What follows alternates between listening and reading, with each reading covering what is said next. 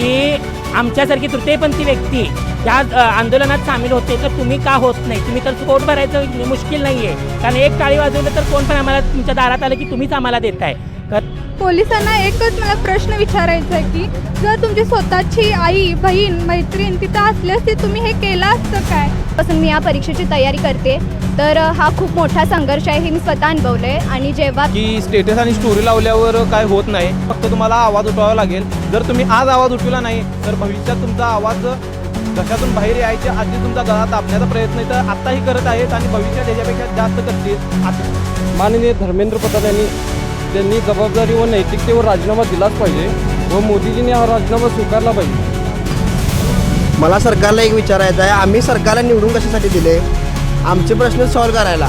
पण सरकार आमचा आत्ता प्रश्न काय ऐकून घेत नाही आहे. सरकार ती आणली कोणी? पोलिसांना दगडफेक करण्याचा अधिकार कोण दिला? विद्यार्थी तृतीयपंथी यांनी दिल्ली जंतर मंतरवरील आंदोलनाला दिला पाठिंबा. कागल येथील ही सविस्तर बातमी पाहूया संध्याकाळी 7 वाजता.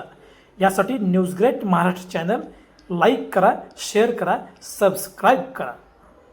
आवाज सत्याचा, ताकद जनतेची. News great Maharashtra.